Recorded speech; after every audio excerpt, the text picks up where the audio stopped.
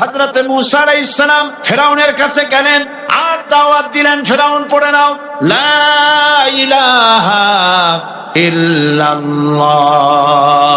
ফেরাউন বলেছে মা আলিমতু লাকুম মিন ইলাহিন গায়রি, আমি তো জানি না আমি ছাড়া আরো কোনো ইলাহ আছে, এ কথা আমার জানা নাই, সুতরাং আমি হচ্ছি ইলাহ আর তুমি বলছো লা ইলাহা। তার মানে হচ্ছে ওই সময় পয়গম্বরেরা, আল্লাহর নবীর সাহাবীরা তারা জানতেন যে আমরা কিসের দাওয়াত দেই, আর যারা শুনতো তারাও বুঝতো কিসের দাওয়াত শুনতেছি। তখন হযরতে মূসা আলাইহিস সালাম দিলেন, ফেরাউন বলল আমি তো জানি না যে আমি ছাড়া আরো কোন ইলাহ আছে, আইনদাতা তো আমি, তুমি নতুন কোথা থেকে আইনদাতা নিয়ে আসছো? ফেরাউন বলছে দেখো আমারে বাদ দিয়া যদি অন্য কাউকে ইলাহ বলে তুমি মানো আর সেই শিক্ষা যদি যে জাতিকে দাও, তাহলে আমি তোমাকে ধরে লাআজআলান্নাকা মিনাল মাসজুনিন, আমি তোমাকে কারারুদ্ধ করব, আমি তোমাকে জেলখানায় ঢুকিয়ে দেবো। রাষ্ট্রশক্তি প্রথম বাধা দিল কারা? বলেন সবাই। সেই বাধা কি ওখানে শেষ হয়েছে না এখনো আছে? আছে কিনা জোরে বলেন। আমি তোমাকে জেলখানায় ঢুকাবো। হযরতে মূসা আলাইহিস সালাম বলেন ফেরাউনের জেলের ভয় আমি করি না, আমার কি জেলের ভয় দেখায়া লাভ নাই, আমি আল্লাহ পাকের পয়গম্বর। হযরতে মূসা আলাইহিস সালাম, ফেরাউনের দলবল আছে, লোক লস্কর আছে, তার অস্ত্রের অভাব নাই। আল্লাহ রাব্বুল আলামিন মূসা আলাইহিস সালামের কাছে একটা অস্ত্র দিয়া দিলেন, দিছিলেন কিনা? আল্লাহ পাক হযরত মূসাকে বলেছেন ওয়া মা তিলকা বিয়ামিনিকা ইয়া মূসা, মূসা রে তোমার হাতে ওটা কি? মূসা আলাইহিস সালাম বললেন এটা লাঠি। আল্লাহ পাক বললেন ফেলে দাও লাঠি, লাঠি ফালায় দিলেন। কি হয়ে গেল? হিয়া হাইয়াতুন তাসআ, লাঠি পড়ে সাপ হয়ে গেল। সাপ দেখে নবী ওলি হোক, সাহাবী হোক আর আলেম হোক, সাপ দেখলে ভয় করে না মানুষের? মূসা আলাইহিস সালাম ভয় পেয়েছে। আল্লাহ রাব্বুল আলামিন হযরত মূসাকে শোনায় দিলেন খুযহা ওয়া লা তাখাফ সানুঈদুহা সিরাতাহাল উলা,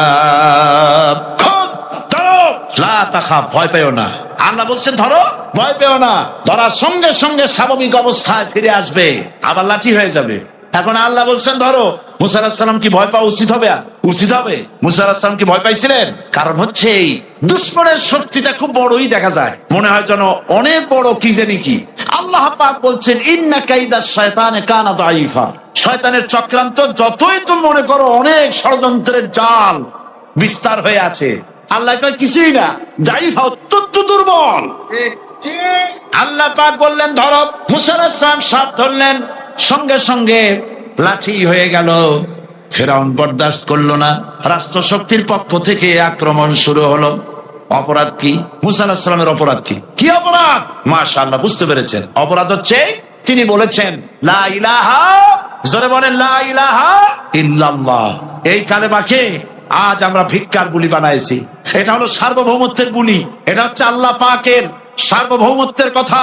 এই কালেমার জাত এর আঘাত পয়গম্বররা মেরেছেন। হযরতে মূসা আলাইহিস সালাম যখন বলেছেন লা ইলাহা ইল্লাল্লাহ, এই ধাক্কা ফেরাউন বরদাস্ত করতে পারে নাই। দরিয়ায় নীলের ভিতরে আল্লাহ পাক ডুবাইয়ে শেষ করে দিয়েছেন, দেন নাই? হযরতে মূসা আলাইহিস সালাম তার উম্মতেরা দরিয়ার পাশে বসে দ্বীনি কথাবার্তা বলতেছেন। এমন সময় ফেরাউন, তার শত্রু হচ্ছে মূসা আলাইহিস সালাম। শত্রু কেন? মূসা কি ফেরাউনের পাকা ধানে মই দিয়েছে নাকি? বলেন আপনারা। তার হালের গরু পিটায় মারছে নাকি? অপরাধ হলো তিনি আল্লাহর জমিনে আল্লাহর আইন প্রতিষ্ঠার কথা বলেছেন। এই শুধুমাত্র এই অপরাধে ফেরাউন তার দলবল নিয়ে 3 দিক থেকে আক্রমণ করেছে। মূসা আলাইহিস সালামের উম্মতেরা ভয় পেয়ে গেছেন। তারা বলছেন ইন্না লামুদরাকুন, আমরা পাকড়াও হয়ে গেছি। 3 দিকে সারাশি আক্রমণ, 3 দিকে শত্রু, একদিকে দরিয়া, পালাবার রাস্তা আছে? হযরত মূসা আলাইহিস সালাম ভয় পেয়ে গেলেন, সারেন্ডার করলেন না। হযরত মূসা আলাইহিস সালাম বললেন কাল্লা, কখনো নয়, ভয় পাওয়ার কোনো কারণ নাই। রব্বি সায়াহদিন, অবশ্যই আমার রব আমার জন্য রাস্তা করে দিবেন, ভয় পাইও না, আমার রব রাস্তা করে দিবেন। আল্লাহ রাব্বুল আলামিন হযরত মূসা আলাইহিস সালামকে অর্ডার করলেন হাতের লাঠি দিয়া দরিয়ার উপরে আঘাত করো। হযরত মূসা আলাইহিস সালাম দরিয়ার উপর আঘাত করলেন। রাস্তা ছিল দরকার একটার, এক বাড়িতে আল্লাহর হুকুমে লাঠি দিয়ে একটি আঘাত করার সঙ্গে সঙ্গে হযরত মুসার তার সঙ্গী সাথী দরিয়া পার হওয়ার জন্য দরিয়ার মধ্যে দিয়ে আল্লাহ 12টা রাস্তা পয়দা করে দিলেন। সে আল্লাহ আছে না নাই? এত আসতে পারবেন কেন? ভয় পাওয়ার কারণ আছে। রাষ্ট্র শক্তি বাধা দিয়েছে সমস্ত নবীদেরকে। কেন? নবীদের চরিত্র খারাপ? জোরে বলেন, নবীদের চরিত্র খারাপ? নবীদের চাইতে মাসুম বেগুনাহ উন্নত চরিত্রের মানুষ আল্লাহর আকাশের নিচের জমিনের উপরে আর হয় নাই। নেতা হচ্ছেন সেই ব্যক্তি যিনি বলেছেন, ও আমার স্ত্রীরা, ও আমার সাহাবীরা, রাতের আধারে আমার মধ্যে যা আচরণ দেখতে পাও, দিনের আলোতে আমার মধ্যে যা দেখতে পাও, সবগুলি খুলে খুলে মানুষের কাছে বলে দাও। তার নাম বিশ্বনবী মুহাম্মদ রাসূলুল্লাহ সাল্লাল্লাহু আলাইহি ওয়াসাল্লাম। ইসলামের মূল দাওয়াতটা হলো ফিতরাত অনুযায়ী দাওয়াত দেওয়া হয়েছে। মানুষ যেন মাথা নত করে, গোলামি করে। এজন্য আল্লাহ রাব্বুল আলামিন বলেছেন যে আমি মানুষ এবং জিনকে সৃষ্টি করেছি। তার কারণটাই হলো মা খালাকতুল জিন্না ওয়াল ইনসা ইল্লা লিয়াবুদুন। মানুষ আর জিন জাতিকে সৃষ্টি করা হয়েছে ইবাদতের জন্য, গোলামির জন্য। ইবাদত আর গোলামি এটাই করতে হবে। গোলামি করতে হবে, দাসত্ব করতে হবে। আর এই দাসত্ব, আল্লাহর আনুগত্য, গোলামির দাওয়াত দিয়েছেন দুনিয়ার সব নবীরা। কোন নবী বলেন নাই যে আমার গোলামি করো। কেউ বলেছেন? বলেন জোরে, কেউ বলেছেন? আল্লাহ পাক বলেন, ওয়ালাকাদ বা'আসনা ফি কুল্লি উম্মাতির রাসূলা আন ইবুদুল্লাহা ওয়াজতানিবুত তাগুত। প্রত্যেক জাতির জন্য আমি রাসূল প্রেরণ করেছি।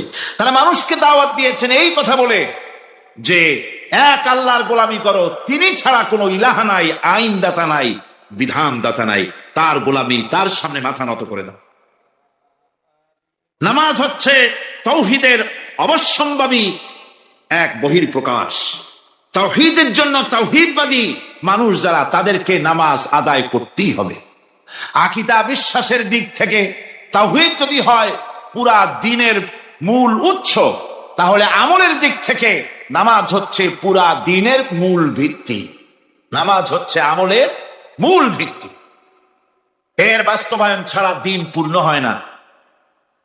নামাজ মুমিনের কেবলমাত্র একটি উত্তম আমলই নয়, বরং নামাজ হচ্ছে ইমানের মূল ভিত্তি। যার কাছে নামাজ নাই তার কাছে কিছুই নেই। রাসূল কারীম সাল্লাল্লাহু আলাইহি ওয়াসাল্লাম বলেছেন যে নামাজ যে ব্যক্তি পড়ে না, আল্লাহ পাকের সাথে তার কোনো সম্পর্ক বাকি থাকে না। সুতরাং এই নামাজটা হচ্ছে যে একমাত্র একাগ্র চিত্তে আদবের সাথে আল্লাহর সামনে রুজু হয়ে যাওয়া। কোরআনে কারীম বলছে, মুনিবিনা ইলাইহি ওয়াত্তাকুহু ওয়া আকিমুস সালাতা ওয়া লা তাকুনু মিনাল মুশরিকিন। তোমরা আল্লাহ থেকে রুজু হয়ে যাও এবং তাকে ভয় করে অন্যায় কাজ থেকে বিরত থাকো, আর নামাজ কায়েম করো। মুশরিকদের অন্তর্ভুক্ত হয়ে যেও না। নামাজ কায়েম করা, নামাজের আদেশ কোরআনে কারীমের মধ্যে আল্লাহ পাক বহু জায়গায় করেছেন। ইমানের পর নামাজই হচ্ছে সবচেয়ে বড় জরুরি। একজন মানুষ ইমান আনলো, যেমন কালকে একজন ইমান এনেছে। ইমান আনার সাথে সাথে তার প্রথম কাজ কি বলুন? বলেন, প্রথম কাজ কি? ফজরের নামাজের আগে একজন ইসলাম কবুল করলেন, তার প্রথম দায়িত্ব নামাজকে আদায় করে দেওয়া, ফজরের নামাজ পড়া। জোহরের আগে কেউ ইমান আনলো, তার প্রথম দায়িত্ব জোহরের নামাজ আদায় করা। আসরের নামাজের আগে ইমান এনেছে, তার প্রথম দায়িত্ব হলো আসরের নামাজ আদায় করা। তার মানে হলো ইমান আনার পর একজন ইমানদারের প্রথম দায়িত্ব হচ্ছে নামাজ। গুরুত্বপূর্ণ বিষয়, খুব ভালো করে শুনতে হবে, ইয়াদ রাখতে হবে প্রত্যেকটি মুসলমানের। এই নামাজ কি জিনিস, কেমনে আদায় করতে হবে, আদায় না করলে কি হবে, গুরুত্বপূর্ণ এই কথাগুলি প্রত্যেকের স্মরণ রাখতে হবে। কিয়ামতের দিন মানুষ যে জাহান্নামে যাবে, জাহান্নামের জন্য, জাহান্নামে যে সব কারণে যাবে, তার মধ্যে বড় কারণ কালকে বলেছিলাম, দেখি মনে আছে নাকি? বড় কারণ কয়টা? কয়টা? আলহামদুলিল্লাহ মনে আছে। আল্লাহ রাব্বুল আলামিন বলেন, ইয়াতাসাআলুনা আনিল মুজরিমিন।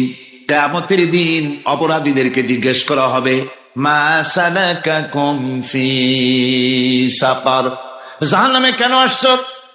জবাবে তারা বলবে ক্বালু লাম নাকু মিনাল মুসাল্লিন ওয়া লাম নাকু নুতঈমুল মিসকিন, নামাজ পড়ি নাই আর এতিম মিসকিনদের খেতে দেই নাই, এই কারণেই জাহান্নামে এসেছি। কল নাউযুবিল্লাহ। নামাজ যারা পড়বে না জাহান্নামে যেতে হবে। কোথায় যেতে হবে? আকীদাগত দিক থেকে ঈমান হলো তাওহীদের স্বীকৃতি, আর আমলের দিক থেকে নামাজ হচ্ছে তাওহীদের বহিঃপ্রকাশ। আপনি মুসলমান তা প্রমাণ হবে নামাজ দিয়ে। নামাজহীন ঈমানের দাবি মূল্যহীন। যার নামাজ নাই তার ঈমানের দাবি করার কোনো মূল্যই নেই।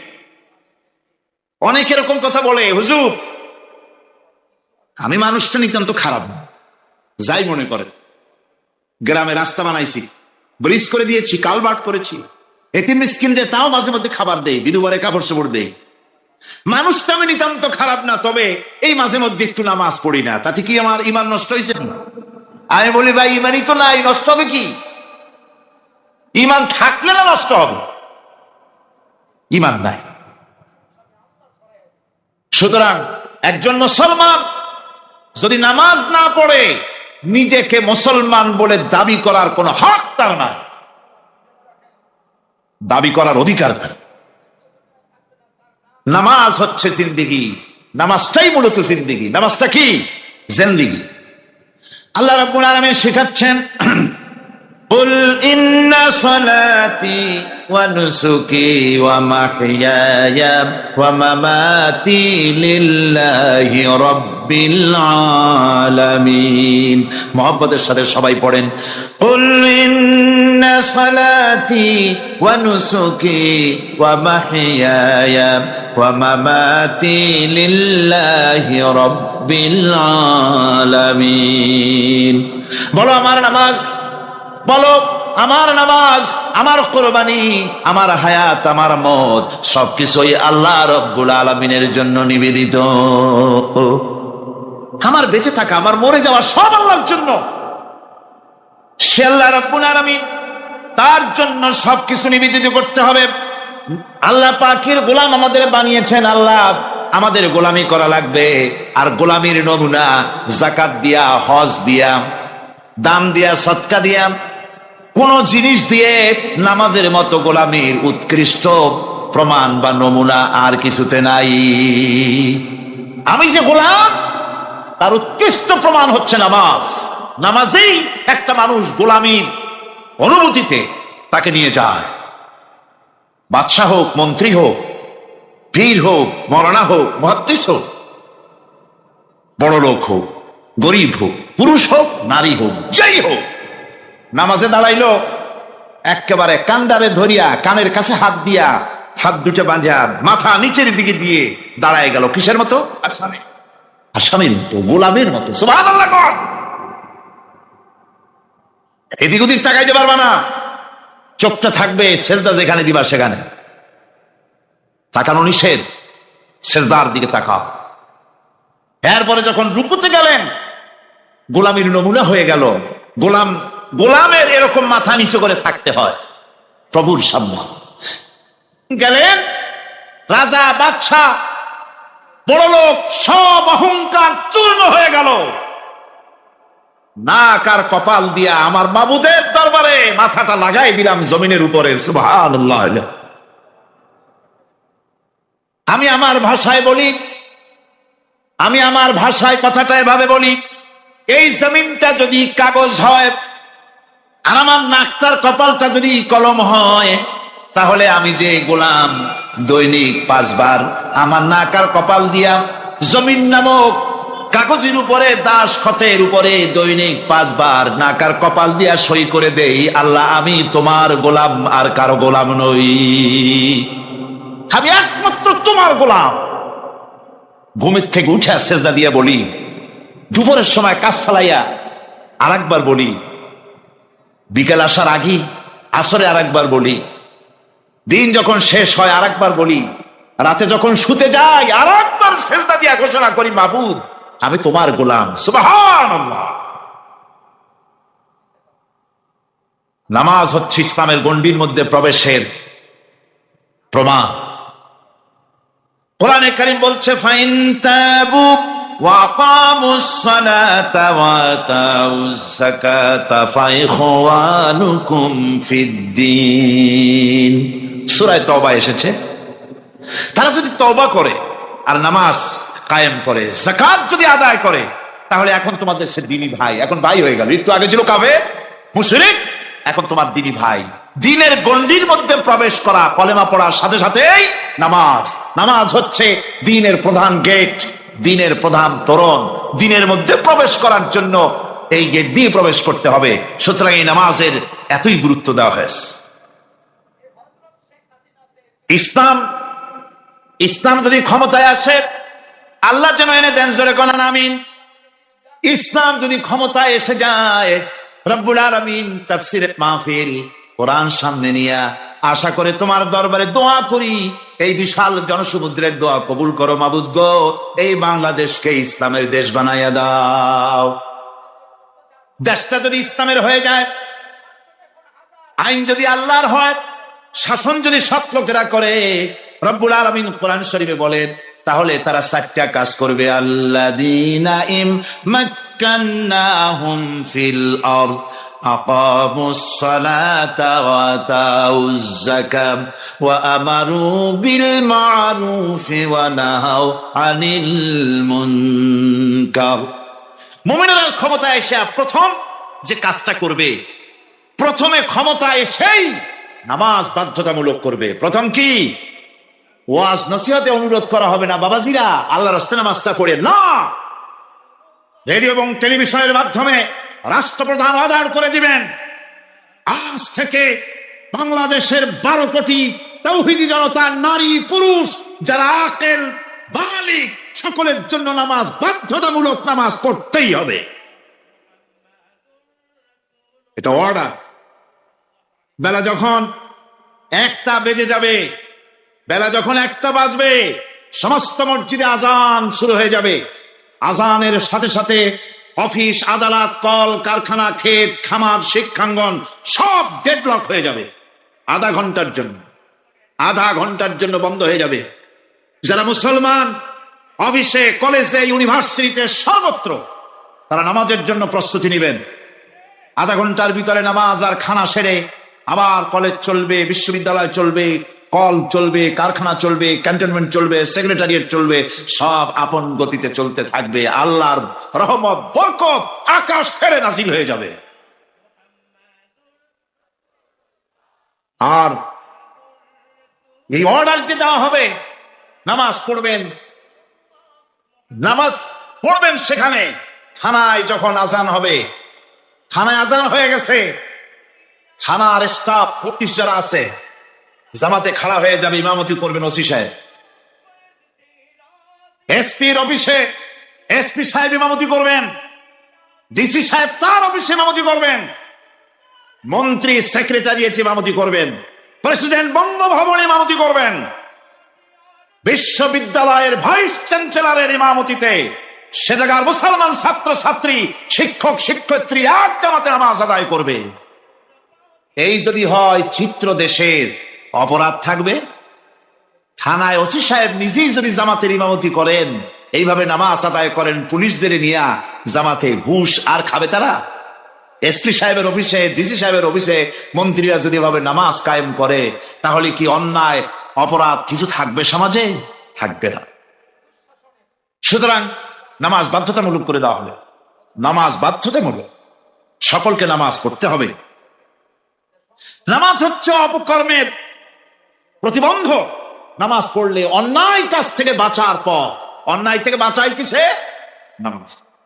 আল্লাহ রাব্বুল আলামিন বলেন, উতলু মা উহিয়া ইলাইকা মিনাল কিতাবি ওয়া আকিমিস সালাম ইন্নাস সালাতা তানহা আনিল ফাহশাই ওয়াল মুনকার।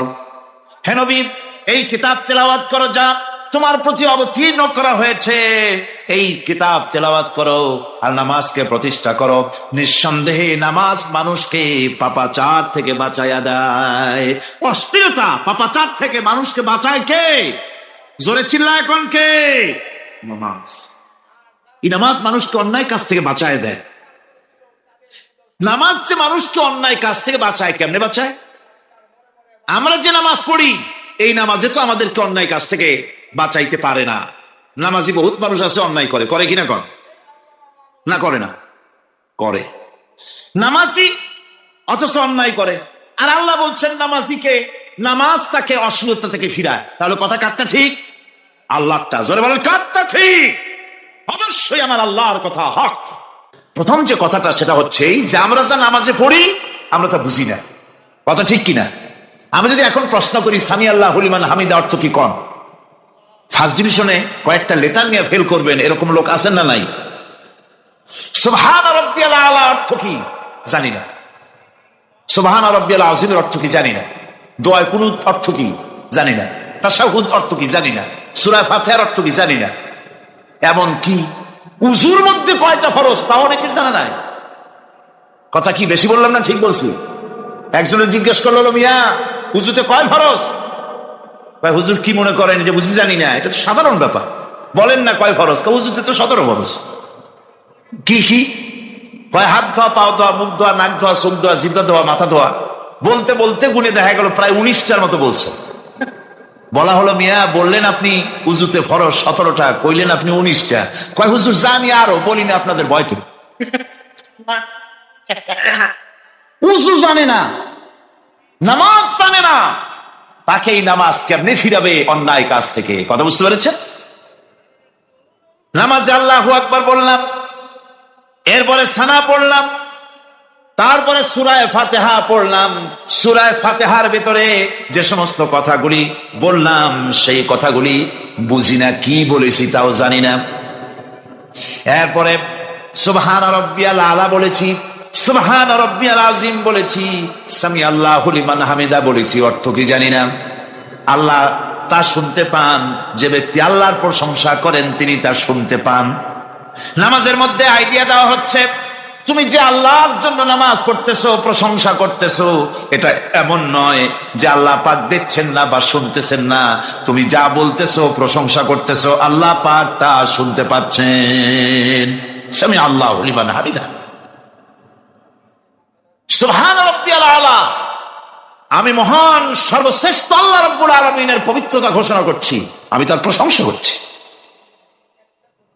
সূরা ফাতিহার কি আমরা বলি আপনারা ব্যাখ্যা দেখে বুঝে নিয়েন, সেগুলি আমি এখানে বলে বাকি কথা সব শেষ করতে পারবো না। নামাজে কি পড়েন সেটা যদি জানতেন অবশ্যই আল্লাহ রাব্বুল আলামিনের কথা কার্যকরী হয়ে যেত। ইন্নাস সালাতা তানহা আনিল ফাহশাই ওয়াল মুনকার। নামাজ মানুষকে পাপের কাজ, অশ্লীলতা থেকে ফিরাতে পারে। আল্লাহ ইন্না বসাইছেন, নিশ্চয়ই, বেশক, অবশ্যই নামাজ পাপ থেকে ফিরাবে। কিন্তু কেমনে ফিরাবে? নামাজ তো বুঝি না, নামাজ তো বুঝি না। খালি সেজদা দেয় জনমের মতো, আর সেজদা কি? নামাজে যদি দেখে ইমাম দেরি করতেছে, আত্তাহিয়াত পড়তে দেরি হয়ে যাচ্ছে, পিছন থেকে সিগন্যাল মারে, ঠিক কিনা? বেয়াদব, বেয়াদব। তোমার নামাজ, তোমার আত্তাহিয়াত আগে শেষ হয়েছে, তাতে কি হয়েছে? চুপ করে বসে থাকো। ইমামকে কাশি দিয়া সতর্ক করার অধিকার তোমার নাই। যদি ইমামকে সতর্ক করার জন্য কাশি দিয়ে থাকো, তোমার নামাজ ফাসেদ হয়ে যাবে। এটা ফাজলামি করার জায়গা না, এটা নামাজ। এর নাম কি? ধীরে সুস্থে নামাজ পড়তে হবে। অনেকে মসজিদটারে মনে করে জেলখানা, ঢুকতে যত দেরি, বেরোতে পারলে যেন বাসে যান ছটফট করে। সিনেমার মধ্যে গিয়ে ঘন্টার পর ঘন্টা বসে থাকে, খারাপ লাগে না? মসজিদে কেরাত যদি একটু লম্বা পড়ে, পিছনে বসে খালি কি যে করে, মনে মনে বলতে থাকে যে ইমাম এমন কাঁচা ছাড়া ছাড়ি না। আর গান যখন শোনে শুনতেই থাকে, কত মজা, ঘুম আসে না। নউজুবিল্লাহ। সুতরাং নামাজে কি পড়েন সেটা আপনাকে বুঝতে হবে। সঠিকভাবে নামাজ পড়ার পরও যদি কোনো মানুষের সঠিকভাবে, ভালো করে শোনেন, সঠিকভাবে নামাজ পড়ার পরেও যদি কোনো মানুষ পাপের থেকে না ফেরে, তাহলে বুঝতে হবে একথা, পানি আর সাবান দিয়া কাপড় ধুলে কাপড়ের ময়লা যাবে, কিন্তু পানি আর সাবান দিয়া কয়লা জনমের মতো ধুইলেও কয়লার ময়লা যাবে না। কথা বুঝে আসছে? এর থেকে আর উত্তম দৃষ্টান্ত আমার কাছে নাই। নামাজ পড়ার পরেও যদি চরিত্র ভালো না হয়, বুঝতে হবে নামাজ হচ্ছে না, কাঙ্ক্ষিত মানের নামাজ আদায় হচ্ছে না। আল্লাহর নবী বলেছেন, যার নামাজ পাপ কাজ হতে ফিরাতে পারলো না, তার নামাজ নামাজি নয়। আবার শুনুন, রাসূল বলছেন, যার নামাজ তাকে পাপের কাছ থেকে ফিরাতে পারলো না, তার নামাজ নামাজ নয়, ওটি নামাজ হয় নাই, যার জন্য তার পাপ থেকে তারে ফিরাইতে পারছে না। আর কিয়ামতের দিন বেনামাজিরা সবচাইতে বেশি অপমানিত হবে। সবচাইতে বেশি অপমানিত হবে কারা? বেনামাজিরা। কিভাবে? يوم يكشف عن ساق ويدعون إلى السجود فلا يستطيعون। সেদিন কঠিন সময় আল্লাহ রাব্বুল আলামিন লোকদেরকে সিজদা করার জন্য বলবেন, কিন্তু যারা বেনামাজি ছিল দুনিয়ায়, তারা সিজদা দিতে পারবে না। বলেন নাউযুবিল্লাহ। অবস্থাটা কি হবে? খাশিআতান আবসারুহুম তারহাকুহুম যিল্লাহ।